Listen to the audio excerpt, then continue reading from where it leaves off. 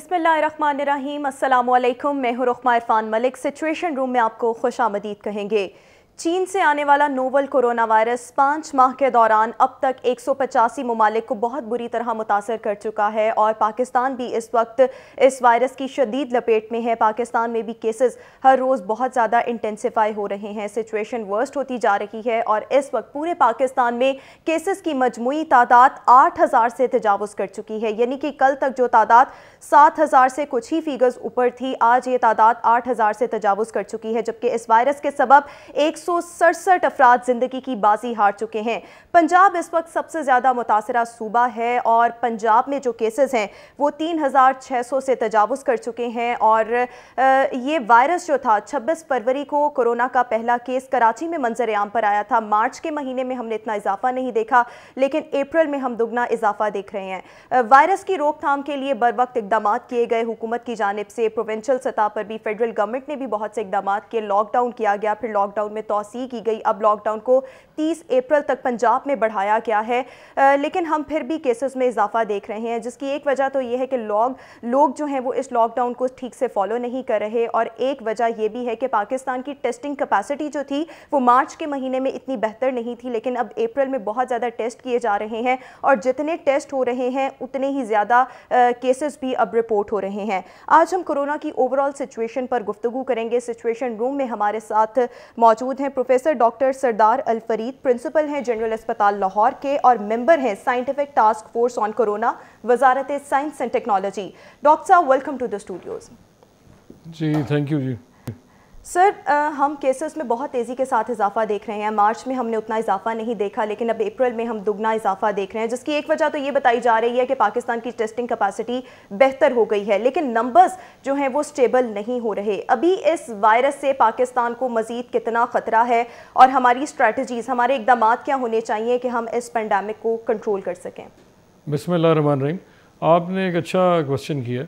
देखिए, अगर लोग हमारे प्रॉपरली कोऑपरेट करते तो हमारा ख़्याल था कि ये 25 अप्रैल को हम इससे छुटकारा हासिल कर लेंगे। हमारी क्योंकि अवाम थोड़ा सा, आपने देखा होगा पिछले एक हफ़्ते से वो दोबारा एक पुरानी रूटीन में आ गए, बिल्कुल, तो उससे थोड़ा सा इसका टाइमलाइन बढ़ गया। और पीएम साहब ने कल जो अपनी स्पीच में फरमाया कि ये 20 तक जाएगा, तो जो कल परसों से हम रूटीन की इन्वेस्टिगेशन जो इसकी कोविड की कर रहे थे, कल परसों से थोड़ा सा जो पॉजिटिव केसेस हैं उनका नंबर कम हुआ है, तो उससे हमें लगता है कि मे बी ये 10 या 15 मई तक चलेगा और उसके बाद फिर ये कम होना शुरू होगा। कुछ लोग कहते हैं कि जो एपिडेमियोलॉजी वाले हैं वो कहते हैं 3 से 5 मई तक इसकी एक पीक आएगी, क्योंकि ये पैटर्न वही फॉलो करेगा जो यूरोप और यूएसए का चल रहा है, और उसके बाद 20 मई तक ये डाउन होना शुरू होगा और उसके बाद इंशाल्लाह ये ख़त्म हो जाएगा। तो ये दो चीज़ें हैं। हमें अपने डेटा से और लाइफस्टाइल से भी नेचुरली एक थोड़ा सा अंदाज़ा है कि जो एपिडेमियोलॉजी वाले अभी कह रहे हैं लोग वो चीज़ें प्रॉपर फॉलो नहीं कर रहे, तो मे भी थोड़ा सा ये लंबा हो जाएगा, लेकिन उम्मीद है कि 20 मई तक हम इसे अच्छा कंट्रोल कर लेंगे। सर, लेकिन 20 मई का जैसा कि आपने कहा कि उम्मीद है कि वायरस चला जाएगा, लेकिन हतमी बात नहीं है और बहरहाल एहतियात भी लाजमी करनी है। आपने जैसा कि कहा मीटिंग भी हुई और अब देखा भी ये जा रहा है कि लास्ट 1 वीक से लोग जो हैं वो ज़्यादा रिलैक्स हो गए हैं, लॉकडाउन को उस तरह से फॉलो नहीं करे। कोई रिकमेंडेशंस दी जाती हैं ऐसी मीटिंग्स में कि हम इस लॉकडाउन को मज़ीद मौसर बना लें, लोगों पर कोई चेक एंड बैलेंस हो, लोगों पर कोई स्ट्रिक्टनेस हो, ताकि लोग घरों में रहें और बिला वजह बिला ज़रूरत घरों से बाहर ना निकलें? देखिए, एक तो क्योंकि आपको पता है कि रमज़ान शरीफ भी करीब आ रहा है और फिर तरावी है और लोग चाहते हैं कि मसाजिद में इबादत ज़्यादा हो, उसका गवर्नमेंट ने एक बड़ा अच्छा हल निकाला कि उलमा चाह रहे थे कि नमाज वैसे चले और उसका थोड़ा सा एक डर भी था कि कोरोना ना फैले, लेकिन गवर्नमेंट ने उन साथ बैठ के एक अच्छे SOPs बना लिए हैं, जो कि मेरे ख्याल है हमारी आवाम अगर फॉलो करे और इमाम मसाजिद और वो अपनी एक टीम बना लें, तो मेरे ख्याल है उसमें हमारा ये रमज़ान उस चीज़ से अच्छा गुजर जाएगा। लेकिन हमें एक्चुअली थोड़ा सा उस पर बहुत ज़्यादा रिलैक्स भी नहीं होना चाहिए। बिल्कुल, इसकी विरुलेंस वायरस की जो है वो थोड़ी सी वेस्ट में ज़्यादा आ रही है, यूरोप में और अमेरिका में ज़्यादा है। पाकिस्तान में मे बी अब जैसे हर्ड इम्यूनिटी कुछ डेवलप हो गई है या उस तरीके का इफ़ेक्ट नहीं है, लेकिन हमें उस चीज़ से कोई बहुत तसल्ली में या बिल्कुल रिलैक्स नहीं होना चाहिए, क्योंकि केयरलेसनेस नहीं होनी चाहिए। ये किसी वक्त भी एक इस किस्म की टर्निंग ले सकता है कि वो ये विरुलेंस में चेंज हो सकता है, तो वो एक बहुत बड़ा एक अलार्मिंग सिचुएशन हो जाएगी। तो मेरे ख्याल है इस वक्त आवाम को इस चीज़ पे सोच के, आगे रमज़ान शरीफ आ रहा है, उसमें प्रॉपर SOPs जो उलमा इकराम और गवर्नमेंट और पाकिस्तान के दरमियान जो बने, वो मेरे ख्याल अगर फॉलो हो जाएं तो जो डेट्स मैंने पहले बयान की और वज़ीर आज़म साहब ने अपनी स्पीच में कहा है, वो मेरे ख्याल है चीज़ें उस तरह से एक बेहतर हो जाएंगी। और हम सबको मिलकर एहतियात करनी है, इस लॉकडाउन को अच्छे तरीके से फॉलो करना है, क्योंकि हमने पाकिस्तान को साउथ कोरिया, चीन या स्पेन हरगिज़ नहीं बनने देना और हमने बहुत जल्द इस सिचुएशन को काबू में लाना है। अभी हमारे साथ एक लाइव कॉलर मौजूद है इमरान साहिवाल से। अस्सलाम वालेकुम इमरान। इमरान, आप क्या जानना चाहेंगे, क्या सवाल करना चाहेंगे? ये डॉक्टर साहब से मैं पूछना ये चाहूंगा कि जो कोरोना का पेशेंट है वो जब छींकता है या खांसता है तो वो जरासीम यानी छोड़ता है, बाहर आते हैं, जो दूसरों का लगने का सबब बनते हैं। तो क्या अगर वही पेशेंट सांस लेता है जब, ठीक है, और जो सांस को वो रिलीज करता है, छोड़ता है सांस, क्या उस सांस के साथ भी वो जरासीम बाहर आते हैं? सही। देखिए जी, बड़ा अच्छा इन्होंने सवाल किया। एक तो है कि ये ड्रॉपलेट ज़्यादा कहा जा रहा है कि ड्रॉपलेट इन्फेक्शन से होता है, जो कि आपको खांसने से या आपको कोई छींक आ जाए और स्नीजिंग और कॉफिंग, उससे ज़्यादा होता है। खाली जो सांस का है इसका लोग अभी इसकी एविडेंस ऐसे प्रॉपर नहीं है, लेकिन इस पे आगे रिसर्च हो रही है कि उसका हमें प्रॉपर एक एविडेंस मिले। लेकिन इसलिए एक रिकमेंडेशन है कि जो ठीक भी है या जिसको कोई बीमारी भी है या किसी को एलर्जी भी है, उनको हमेशा मास्क लगा के रखना चाहिए। रिकमेंडेशन ये है कि आपका फासला 2 मीटर जो कि तकरीबन 6 फुट बनता है, उतना आपका होना चाहिए, तो इन्फेक्शन का चांस कम हो जाता है। लेकिन उसे 100% नहीं कह सकते कि वो नहीं होगा, लेकिन एक आप सेफ्टी जोन में चले जाते हैं। तो अगर किसी को छींक आ रही है, अव्वल तो उसे मास्क लाजमन होना चाहिए, मास्क नहीं है तो कोई कपड़ा सामने रख लेना चाहिए, और आवाम से या उनके साथ कोई दूसरा शख्स है उससे दूर होना चाहिए, और वह फेस को दूसरी तरफ करके छींक मारनी चाहिए, ना कि हमारे कुछ लोगों की आदत है। ये भी तो तरीका बताया जा रहा है कि अपनी एल्बो में कॉफ करें या स्नीजिंग करें, अगर जी जी वो अगर आपके पास और नहीं है तो फिर एल्बो में करें। हमारे कुछ लोगों की आदत होती है वो बिल्कुल सामने आके लंबे लंबे सांस लेके फूके मारते हैं और छींके मारते हैं। तो वो बेसिकली मेरे ख्याल है इस्लाम ने जो चीज़ें रिकमेंड की हुई हैं वो हम लोगों को फॉलो करनी, ये नॉर्म्स हैं सिविलाइजेशन के, सोसाइटी के। तो एक आप डिस्टेंस रखें, चेहरा साइड पे रखें, कोई कपड़े से कवर कर लें, या मैडम ने जैसे कहा है कि आप एल्बो में करें। अगर कुछ आपको इतना छींक आ गई है कि आप वो मुंह भी पर दूसरे नहीं कर सकते, तो इन चीज़ों से आप कुछ ना कुछ कंट्रोल कर सकते हैं। हाइजीन वाइज भी इंपॉर्टेंट है और एथिकली भी बड़ी अच्छी बात है अगर आप इन चीज़ों को फॉलो करें। सर, आप मेंबर हैं साइंटिफिक टास्क फोर्स से, तो अभी मैं आपसे स्पेसिफिकली यही सवाल करना चाहूँगी कि इस टास्क फोर्स के ज़िम्मे वैक्सीन बनाने का, वैक्सीन की तैयारी का काम लगाया गया।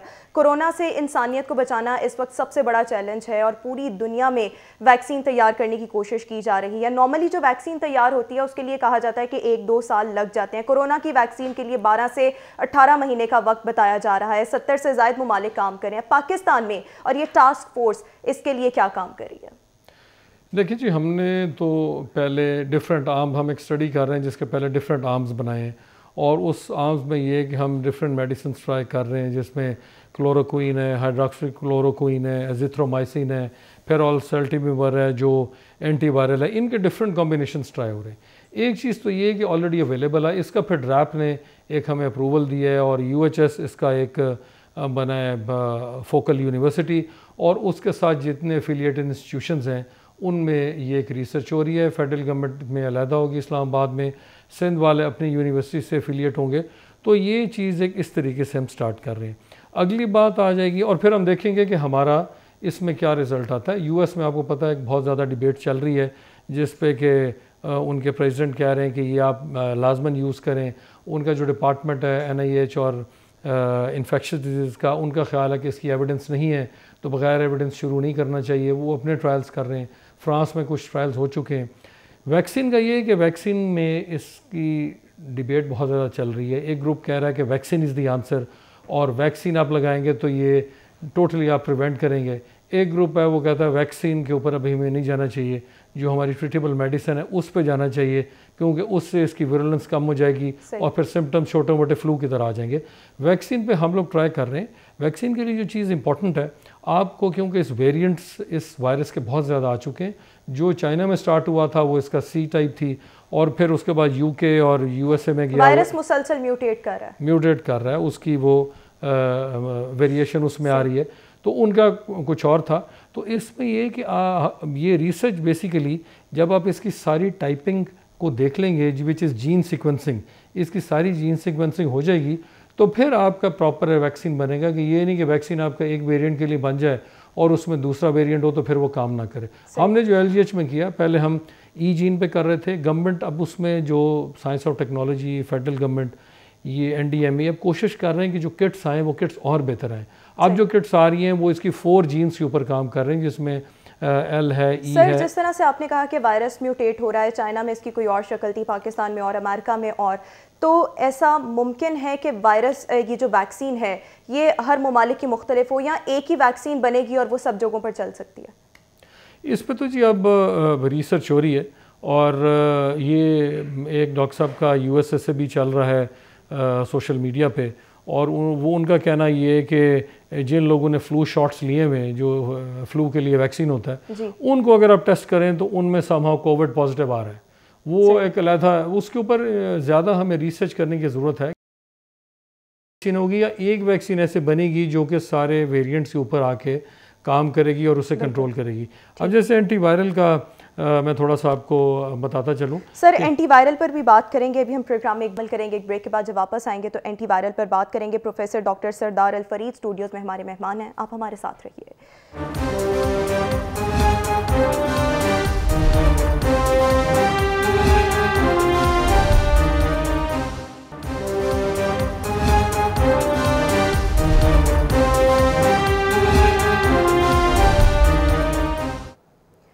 सिचुएशन रूम में एक बार फिर से आपको खुशामदीद कहेंगे। Professor doctor Sardar Al Farid Studios में हमारे मेहमान हैं और आप प्रोग्राम में लाइव कॉल भी कर सकते हैं। डॉक्टर साहब, ब्रेक पर जाने से पहले एंटीवायरल पर गुफ्तगू आप करना चाह रहे थे। रेमडेसिविर भी एक एंटीवायरल ही है और इसके ट्रायल्स भी किए गए हैं कनाडा में, अमेरिका में। इन्वेस्टिगेटिव रिपोर्ट्स आई हैं, वो रिपोर्ट्स ये कहती हैं कि कोविड-19 के पेशेंट्स को जब इस एंटीवायरल का इस्तेमाल करवाया गया तो बड़े पॉजिटिव रिजल्ट्स आए।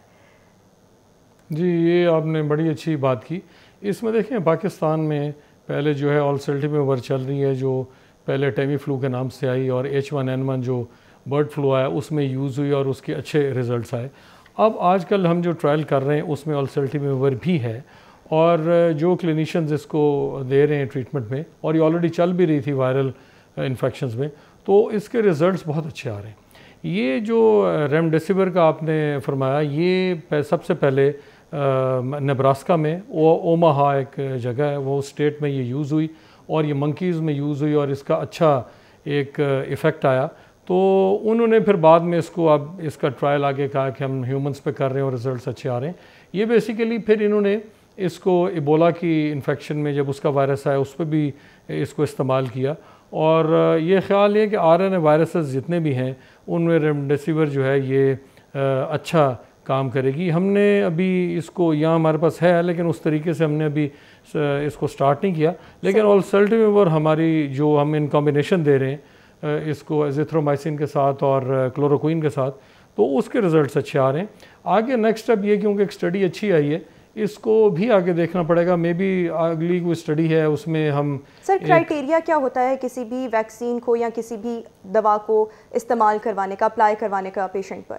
इसमें देखें जी, 2 किस्म के आप पास पेशेंट आते हैं। एक तो आपके पास सस्पेक्ट है, जिसको आपको लग रहा है कि क्लिनिकली हमें लग रहा है, लेकिन आप टेस्ट करते हैं तो नेगेटिव आता है।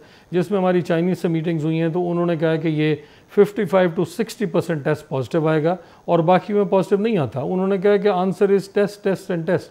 आप एक टेस्ट करते हैं, नेगेटिव आता है, आपने 24 आवर्स के बाद फिर करना है, फिर 4th डे करना है, फिर 10th डे करना है। फिर भी अगर नेगेटिव आता है और आपका ख्याल है कि इसको क्लिनिकल सिम्टम्स हैं तो उसको आप 2 वीक्स से क्वारंटाइन करें। एक तो आपका पेशेंट इस किस्म का है। एक पेशेंट ऐसा है जो कि आपका ठीक हो जाता है, छोटे मोटे सिम्टम आते हैं, और पेशेंट फिर ऐसे हैं जो आपके पास कोरोना कोविड पॉजिटिव हो जाते हैं। उनमें भी 3 कैटेगरीज हैं, एक माइल्ड है, एक मॉडरेट है, सीवियर है। ये ट्रीटमेंट जो है, जो माइल्ड है उसके लिए इतना ज़्यादा रेमडेसिविर रिकमेंडेड नहीं है, लेकिन ये मॉडरेट टू सीवियर जाता है तो उसमें इसकी जो दवाई का इस्तेमाल जो ट्रायल किया उसमें इसका इस्तेमाल है। और ये जो एंटी वायरल या जैसी पेशेंट को एक सस्पेक्ट है या उसको कोरोना हो गया। इसमें डिफरेंट इन्वेस्टिगेशंस हैं। अगर कोरोना हो गया है तो आपने उसके कोई ब्लड के टेस्ट करने हैं जिसमें डी डाइमर्स हैं, उसकी कोएगुलोपैथीज़ हैं, फिर आपने लिवर के टेस्ट करने हैं, फिर आपने किडनीज़ के टेस्ट करने हैं। इस तरह CBC मुख्तलिफ़ किस्म की उसकी इन्वेस्टिगेशंस पेशेंट की होती हैं, एक्सरेज होते हैं, और उस कंडीशन के मुताबिक फिर ये एंटीवायरल दी जाती है और इसमें साथ साथ मॉनिटरिंग की जाती है कि इसका इफ़ेक्ट पेशेंट पे सही आ रहा है, खुदा न खास्ता कोई और चीज़ें ना किसी और अज़ा पे कर रही हो। तो अगर ये चीज़ें ठीक चल रही होती हैं तो फिर आप इसको तकरीबन आप 1 to 5 डेज़ आप इनको कंटिन्यू कर सकते हैं। ठीक है, अभी हमारे साथ एक लाइव कॉलर साहिवाल से मौजूद हैं। अस्सलाम वालेकुम लाइक। जी वालेकुम सलाम। क्या सवाल करना चाहेंगे आप डॉक्टर साहब से? डॉक्टर साहब से ये पूछना था कि ये जब किसी पेशेंट की डेथ हो जाती है कोरोना वायरस से, जी, तो क्या उसके पेशेंट वो डेड बॉडी में भी उसमें होता है वायरस के नहीं होता, क्योंकि इतने हिफाजती इक़दाम से दफनाया जा रहा है, क्या इसमें वो खदशा होता है कि उससे वो वायरस किसी और को लग जाए? सही, शुक्रिया लाइक आपका। सर, ये तशवीश सब में ही पाई जा रही है और सब इस बात से डर भी बहुत रहे हैं कि अगर खुदा न खास्ता किसी की भी मौत वाक़ई हो जाती है इस वायरस के सबब, तो बहुत ही ज़्यादा क्रिटिकल प्रोसीजर और बड़े रूल्स और डिसिप्लिन्स बताए जा रहे हैं, घर वाले देख नहीं सकते इस तरह से, तो लोग डर भी रहे हैं। तो जो मैयत है, जो लाश है, उसमें ये वायरस होता है मरने के बाद? देखिए जी, एक तो ये क्योंकि बहुत पुरानी ऐसे इलनेस नहीं है कि इसके ऊपर बहुत ज़्यादा आपको हर चीज़ का पता हो, लेकिन एक रिसर्च ये आ रही है कि डेथ के बाद ये जल्दी ख़त्म हो जाता है, लेकिन वो कब ख़त्म होता है, किस तरह ख़त्म होता है, उसका एग्जैक्ट टाइम अभी नहीं पता। इसलिए आप SOPs वो हमारी गवर्नमेंट ऑफ पाकिस्तान ने भी इशू किए हैं कि आपको बेरियल जो है वो एक प्रॉपर इसकी शीट आती है जिसमें आपको बॉडी को लपेटना होता है। वो लोग जो उस शीट को लेके जाते हैं उन्होंने प्रॉपर PPEs पहनी हो, फिर उसको आप बॉक्स में लेके जाएं। बॉक्स में ले जाएं तो चेहरा दिखाने के लिए आप ऊपर एक ग्लास लगा देते हैं, बाकी बॉक्स आपका वो वुडन हो या आपने किसी ऐसे मटेरियल का बनाया हो जिसमें से आपका ख्याल हो कि कोरोना नहीं जा सकता। जो लोग आगे फिर ग्रेव के अंदर जिस वक्त आपने मैयत को अंदर उतारना होता है तो उन्होंने भी PPEs पहनी होती हैं, और बाकी UK में उन्होंने बेरियल के लिए और फ्यूनरल के लिए ये नहीं कहा कि आप ना करें, लेकिन उसमें उन्होंने कहा कि आप एक प्रॉपर डिस्टेंसिंग, जैसे हमारा मसाजिद में कहा गया है, उतना आप डिस्टेंस रख के मास्क लगा के आप वो बेरियल कर सकते हैं, लेकिन बेरियल बहुत ह्यूज नहीं होने चाहिए। मैं आज पढ़ रहा था कि ढाका में एक उनके आलिम थे और उनका इंतकाल हुआ तो 1.5 लाख लोग जो ढाका के वो उनका जनाजा पढ़ने गए। तो इस तरह का जो है वो, और लोग बिल्कुल साथ साथ खड़े थे, तो उसमें ऐसी चीज़ में थोड़ा सा ख़तरा आता है। लेकिन आप अगर प्रॉपर वो SOPs फॉलो कर लें तो उसमें, और हमारे लोगों की आदत होती है फिर वो एक दूसरे गले मिलते हैं, हाथ मिलाते हैं, दिलासा देते हैं, वो चीज़ें थोड़ी सी अगर आप अवॉइड कर लें तो मेरा ख़्याल है उसमें ज़्यादा प्रॉब्लम नहीं होगी। इजिप्ट में अभी था कि वो एक मैयत को दफनाने आ रहे थे और वो उसी गांव का बंदा था, लेकिन वो रहता कहीं शहर में था। जब वो दफनाने आया तो गांव वाले इकट्ठे हो गए और उन्होंने कहा इसको कोरोना या नहीं दफनाना, और वो उन्होंने जुलूस निकाल लिया। फिर पुलिस आई, पुलिस ने फायरिंग की, तो वो फिर लोगों को मुंशर किया, फिर उनको सारा बताया, उनकी अवेयरनेस कराई कि भाई ऐसे नहीं होगा, जो भी लोग आ रहे हैं वो प्रॉपरली उन्होंने कपड़े पहने। तो ये मेरे ख्याल है लोगों की काउंसलिंग साथ साथ इसमें बहुत ज़रूरी है। ये नहीं कि किसी की डेथ होगी तो भाग जाएं, मैयत को ही छोड़ देंगे कि ये बिल्कुल कोई नहीं, ये ना। और ये तमाम तर चीज़ें जो हैं वो सबके बेनिफिट में की जा रही हैं ताकि अगर खुदा न खास्ता अगर मैयत में वायरस था तो वो किसी और में मुंतकिल ना हो जाए। अभी हमारे साथ एक लाइव कॉलर रायविंड से मौजूद हैं। अस्सलाम वालेकुम। अस्सलाम वालेकुम। वालेकुम अस्सलाम। क्या सवाल करना चाहेंगे आप? आपसे पूछना है कि मेरा 4 साल का बेटा है जी, और अभी थोड़ी देर पहले वो नहा रहा था तो अब कह रहा है कि मेरे गले में बहुत ज्यादा पेन हो रही है। ठीक। और साथ बुखार भी बहुत तेज हो गया है। ठीक। तो मैं इस हवाले से पूछना चाह रही थी डॉक्टर साहब से। ठीक, शुक्रिया राशिदा आपका। सर, मेरे ख्याल में ये पूछना चाह रही हैं कि ये कोरोना वायरस वाली अलामात हैं या ये सीजनल है? बच्चे की एज कितनी है? 4 साल। हाँ, देखें इसमें अलामात तो उस तरह आ रही हैं कि ये गला ख़राब हो या नज़ला हो या बुखार हो, तो मेरा ख़्याल है जो एक तो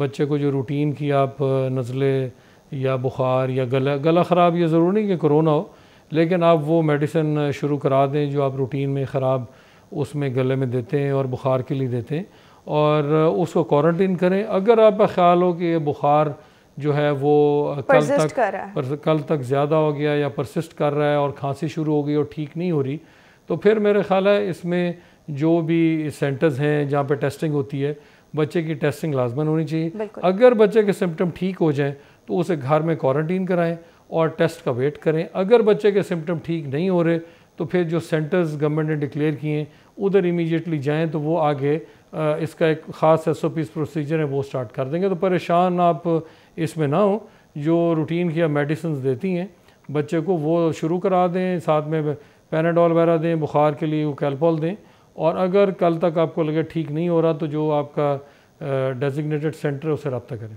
बिल्कुल, और बड़ी आसानी से सरकारी अस्पतालों में ये सहूलियात अवेलेबल हैं। फ्री ऑफ कॉस्ट कोरोना का टेस्ट आ रहा है तो वहाँ ले जाकर बच्चे का टेस्ट भी कराया जा सकता है। अभी हम प्रोग्राम में एक ब्रेक शामिल करेंगे। एक ब्रेक के बाद जब वापस आएंगे तो डॉक्टर साहब से मज़ीद भी सवालात करेंगे। आप हमारे साथ रहिए।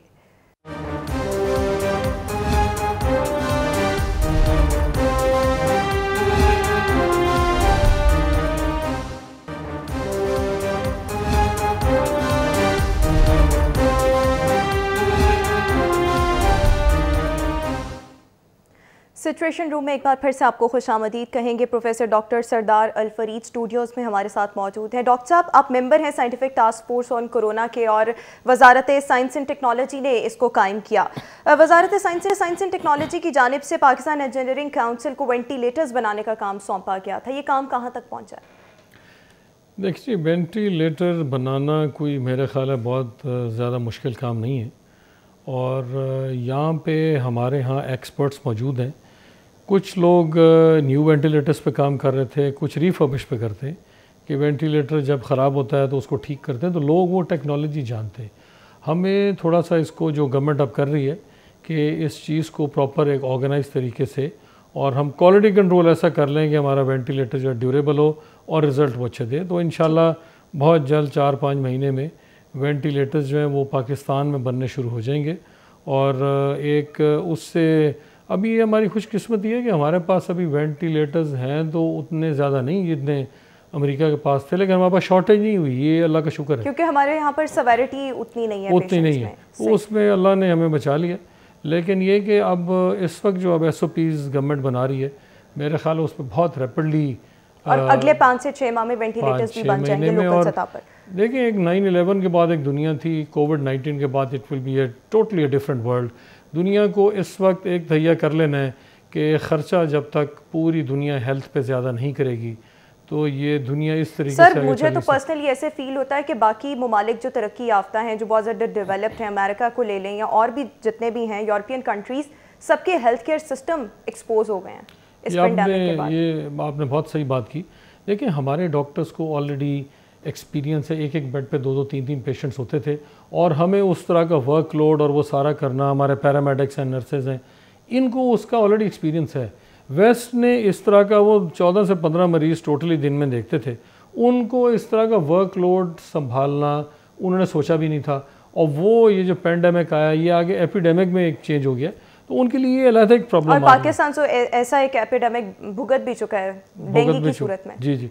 और दूसरा ये कि उन्होंने IT और उन चीज़ों पे मेरे ख्याल है US ने और यूरोप ने ज़्यादा उस पर इन्वेस्ट किया, और टेक्नोलॉजी में इतना दूसरी तरफ आगे चले गए कि हेल्थ के ऊपर एक बेसिक जो नेसेसिटीज़ हैं और इनकी आगे जो रिसर्च उसके ऊपर हेल्थ पे इतना काम वहाँ भी नहीं हुआ जिस तरह से प्रॉब्लम आ रही है। सही। अभी हमारे साथ एक लाइव कॉलर मौजूद है लाहौर से। अस्सलाम वालेकुम जाहिद। वालेकुम सलाम। जाहिद, आपसे रिक्वेस्ट है अपने टीवी का वॉल्यूम स्लो करते हैं।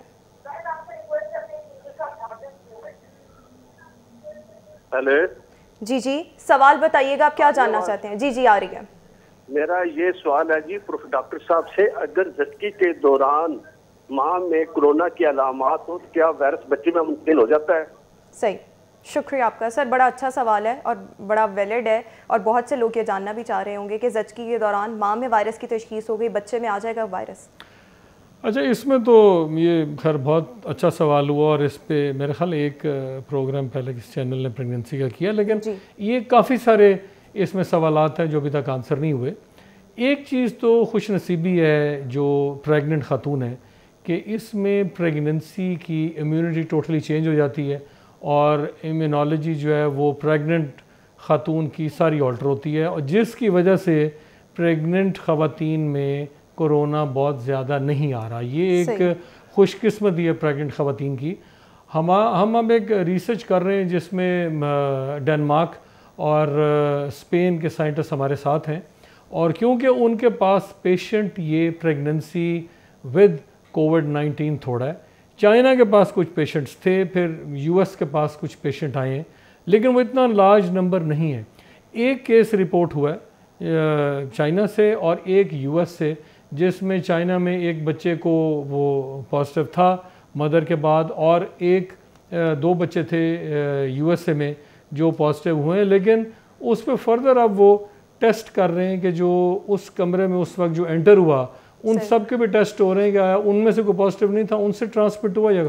इस पर मेरा ख्याल है और स्टडीज़ की अभी ज़रूरत है। हमने एक इसका प्रोटोकॉल और परफॉर्मा बना लिया है और बहुत जल्द इसकी स्टडी शुरू होगी। ब्रेस्ट मिल्क में ये नहीं आ रहा, और माँ के लिए ये कि रिकमेंडेशन ये आई कि अगर उसने ब्रेस्ट फीड कराना भी है, बच्चे को दूध पिलाना है, अपने आप को पहले ऐसे प्रोटेक्ट करे कि बच्चे को वो ड्रॉपलेट्स ना जाएं, मास्क प्रॉपर पहने, और बेहतर ये है कि पंप्स मिलते हैं उनसे मिल्क एक्सट्रैक्ट करके और बच्चे को पिलाया जाए। फिर ये है कि बच्चे को उसके करीब रखना या नहीं रखना, इसकी अलहदा है कि अगर माँ को ज़्यादा सीवियर इन्फेक्शन नहीं है तो बच्चा उस साथ रहे, लेकिन अगर सीवियर इन्फेक्शन है तो न्यू बॉर्न को 14 डेज़ अलहदा करें क्वारंटाइन। लेकिन ब्रेस्ट मिल्क सेफ है और उसमें ये वायरस नहीं है। सर, साउथ कोरिया ने बहुत तेज़ी के साथ इस वायरस पर काबू पाया है, वहाँ पर बहुत तेज़ी के साथ फैला था, लेकिन चीन के बाद साउथ कोरिया दूसरा मुल्क है जिसने बड़ी तेज़ी के साथ इस वायरस पर काबू पाया। वहाँ पर लॉकडाउन भी उतना मौसर नहीं था, लेकिन उन्होंने बहुत से और इकदाम किए जिनमें उनकी इतलात कम्युनिकेशन बहुत स्ट्रॉन्ग थी। जितने टेस्ट हो रहे थे वो फ़ौरन से रिपोर्ट हो जाते थे, फिर जितनों के टेस्ट होते थे और जितने आइडेंटिफाई होते थे उनके साथ जितने कॉन्टैक्ट में आते थे उन सस्पेक्ट्स को भी फौरी तौर पर उनके भी टेस्ट करवाए जाते थे। और इसके साथ साथ वहाँ पर अवेयरनेस बहुत पहुँचाई गई, टेक्नोलॉजी का बड़े मुस्बत अंदाज में इस्तेमाल किया गया, जिसके बाद ये देखा गया कि वहाँ पर वायरस का फैलाव रुक गया है, स्लो हो गया है। पाकिस्तान भी इन तमाम पैरामीटर्स को फॉलो करते हुए वायरस पर काबू पा सकता है। देखिए जी, उन दो मुल्कों को एक चीज़ का फ़ायदा था कि उनके पास सार्स आया 2003 में। कोरिया ने और चाइना ने ऑलरेडी अपने बहुत अच्छे फ्लू सेंटर्स बनाए हुए हैं, और वहाँ जो भी फ्लू होता है उसका वो हर किस्म का टेस्ट कर छोड़ते हैं, जो भी पॉसिबल फ्लू दुनिया में है, और उसमें इमीडिएटली उनको पता चल जाता है कि ये H1N1 है, कोई नॉर्मल फ्लू है, कोई बैक्टीरियल इन्फेक्शन है, कोई फंगल है, या इसको कोविड है। ये तो ये उन दोनों को बहुत ज़्यादा एडवांटेज था। दूसरा ये कि कोरिया ने इनिशियली वो काम किया जो यूएस और यूरोप ने नहीं किया। उन्होंने शुरू से एक प्रॉपर लॉकडाउन किया और इमीडिएट टेस्टिंग पे गए, और टेस्ट WHO और कोरिया ने शुरू में ये स्लोगन स्टार्ट किया। चाइना ने भी शुरू में इसलिए हिट ली कि चाइना ने इतने ज़्यादा टेस्ट शुरू में नहीं किए। कोरिया ने ड्राइव थ्रू वो केबन्स बनाए जहाँ टेस्टिंग हो रही थी, और 6 लेन्स के वो केबन बने, और उन्होंने हर शख्स को टेस्ट कर छोड़ा जो भी कुछ था। उसमें कुछ जैसे आपने देखा केसेस आए हैं, प्रिंस चार्ल्स का केस आया, फिर और यहाँ पे कई केसेस आए हैं, बोरिस जॉनसन का आया, बहुत से ऐसे। बोरिस जॉनसन को तो खैर सिम्टम थे, मैं उनकी बात कर रहा हूँ जिनको एसिम्प्टोमेटिक थे। ठीक, उसमें एसिम्प्टोमेटिक भी कोरिया ने सारे ट्रेस किए, और उससे ये हुआ कि वो आगे फिर फर्दर पॉपुलेशन को इन्फेक्ट नहीं कर सके। तो मेरा ख्याल है हमें अब वो खैर थोड़ा सा टाइम हमारा उस तरीके से निकल चुका है, लेकिन अभी भी अवाम हमारी अगर प्रॉपर जो भी SOPs गवर्नमेंट दे रही है, सोशल डिस्टेंसिंग के, और गैर ज़रूरी बाहर ना निकलें, ऐसे just for the hack of A drive पे ना निकलें, पूरी फैमिली के साथ मोटर बाइक पे 5 लोग जा रहे हैं, एहतियात बरतें तो अभी भी हम जो मैंने पहले अर्ज़ किया है वो उन डेट्स पे हमारा प्रॉपर कंट्रोल हो सकता है। सही। सर, जितने भी कोरोना के टेस्ट करवाए जा रहे हैं, अभी पाकिस्तान में PCR का सिस्टम चल रहा है, एक नेज़ल स्वैब लिया जाता है या थ्रॉट से सैंपल लिया जाता है, लेकिन फॉल्स पॉजिटिव और फॉल्स नेगेटिव के बड़े चांसेस हैं, एक्यूरेसी उतनी अच्छी नहीं है। ये एक्यूरेसी अच्छी ना होना, इसकी क्या वजह है? किट्स में कोई प्रॉब्लम होती है इसमें? एक तो जी आपने जिस वक्त आपका सैंपल आता है उसके प्रॉपर SOPs हैं, उसका प्रॉपर VTM है, फिर VTM को जो वायरल ट्रांसपोर्ट मीडिया है उसको आपने इस तरीके से लेके आना है कि उसकी लीकेज ना हो। जहाँ पे लीकेज आती है वहाँ रिपोर्ट में आपका एरर आता है। फिर इसकी एक प्रॉपर टेम्परेचर कंट्रोल है, वो टेम्परेचर कंट्रोल 2 to 8 डिग्रीज है, वो अगर आप प्रॉपर नहीं करते तो आपकी रिपोर्ट में एरर आता है। उसके बाद आप जो RN एक्सट्रैक्शन करते हैं, RN एक्सट्रैक्शन अगर ठीक नहीं है, फिर इसके डिफरेंट स्टेजेस पे अगर वो ना की जाए तो उसमें एरर आता है। इसलिए एक एक स्टेज को प्रॉपरली फॉलो करना चाहिए। अगर वो भी अब प्रॉपरली फॉलो कर लें तो यूएस और चाइना कह रहे हैं कि फिर भी 60 से 65 से ज़्यादा एक्यूरेसी आपकी नहीं आ सकती। खराबी कहाँ पर है और उसके लिए फिर हमें क्या करना चाहिए? ऑल्टरनेटिव मेथड कौन सा है फिर? देखिए, उसमें क्योंकि ये एक नई डिज़ीज़ निकली है और इसके जो टेस्टिंग है उसके डिफरेंट मेथड्स ट्राई हो रहे हैं। अभी तक हमें जो एक रिलायबल मेथड है वो पीसीआर ही है। और पीसीआर का आपको इतने मसलन अभी कोरिया ने अगले दिन एक स्टडी बताई कि हमारे 2 दफ़ा वो नेगेटिव हुए, फिर ठीक रहे, उसके बाद फिर उन्होंने उनको टेस्ट किया आफ्टर 14 से वो फिर पॉजिटिव हो गए। अब उनका ख्याल है कि यार टेस्टिंग में एरर था, या ये वायरस रीएक्टिवेट हो रहा है और बीच में मतलब इसका कुछ स्ट्रेन ऐसा आ गया, यानी कि अभी इस पर भी मजीद स्टडी और रिसर्च की ज़रूरत है। लेकिन सर ये भी कहा जा रहा है कि जो ब्लड के थ्रू सैंपल लिया गया वो उसकी एक्यूरेसी कोई 98% तक है। चाइना ने इस तरह से बड़े टेस्ट किए। इस बात में हकीकत है कि जो ब्लड सैंपल है उसकी एक्यूरेसी अच्छी होगी? पाकिस्तान में अभी गो के ये नहीं हो रहा इस तरह से टेस्ट। अच्छा जी, इसमें जो शुरू में सीडीसी ने कहा कि जो ब्लड टेस्टिंग है वो इतनी रिलायबल नहीं है, और फिर कुछ किट्स बनी है, कुछ सिलेक्स बनी है जिसको एफडीए ने अप्रूव किया है। हमारे पास वो मेरे ख्याल है 27 को मेरी ताहिर शमसी साहब से बात हो रही थी, क्योंकि वो उसके ऊपर कन्वलेसेंट प्लाज्मा पे काम कर रहे हैं और हमने उनको उसमें ज्वाइन किया है। तो वो मेरे ख्याल है जो वो कह रहे हैं कि 27 को शायद यूएस से चलना है, और वो 27 और 3 मई के दरमियान वो पाकिस्तान पहुँचेगी, जिसकी उनका ख्याल है कि ऑथेंटिसिटी बेहतर होगी। उसमें जो वो किट है वो बेसिकली एक अच्छा स्क्रीनिंग टेस्ट होगा कि आप अपने डॉक्टर्स को भी स्क्रीन करेंगे। ऐसा पेशेंट आया जिसका आप सस्पेक्ट करेंगे कोरोना है, आपने ऑपरेट करना है, तो इमीडिएटली आप उसका टेस्ट कर सकते हैं। और फिर वो सारे जो एसओपीज़ हैं कोरोना के ऑपरेट करने के, वो जैसे हमने उसके अलहदा ऑपरेशन थिएटर्स रखे हैं, अलहदा लेबर रूम रखे हैं गायनी के, बाकी सर्जिकल थिएटर जो है उनके अलहदा एसओपीज़ हैं, और आईसीयू के अलहदा एसओपी, वो आपने सब फिर पीपीईस पहनने, वो पीपीईस पहन के और फिर जो शील्ड्स पहन के, गॉगल्स पहन के, मास्क प्रॉपर होना चाहिए और फिर उनका ऑपरेशन होना चाहिए। तो स्क्रीनिंग मेरे ख्याल है इसमें काफ़ी हमें हेल्प करेगी इसको कंट्रोल करने में। ठीक। सर आपसे यहाँ पर ये जानना चाहूँगी, जो साइंटिफिक टास्क फोर्स है ये वजारत साइंस एंड टेक्नोलॉजी ने बनाई और इसको lead professor doctor Ataur Rahman कर रहे हैं, वो इसके सरबराह हैं। इस कमेटी का काम ये था, इस टास्क फोर्स का काम ये था कि वैक्सीन को तैयार किया जाए और मुतल्लिका उमूर में इंटरनेशनल इदारों की मुआवनत भी हासिल की जाए। अब तक किसी इंटरनेशनल इदारे की मुआवनत हासिल की गई है, और साथ ही साथ ये भी कहा गया है कि साइंस डेटा फाउंडेशन रिसर्च का बाकायदा तौर पर आगाज़ किया जाएगा, जिसमें अहम सवालात जो होंगे उनके जवाब तलाशे जाएंगे। ये काम कहाँ तक पहुँचा है और ये फाउंडेशन किस तरह से अपना काम करेगी? देखिए जी, इसके फेडरल मिनिस्टर फवाद चौधरी साहब हैं, और आगे उन्होंने फिर जो इसको चेयर कर रहे हैं वो अताउर रहमान साहब कर रहे हैं। अताउर रहमान साहब का वो पता है कि वो एक मशहूर साइंटिस्ट हैं और उन्होंने काफ़ी इस पर काम किया। जो आप कह रही हैं कि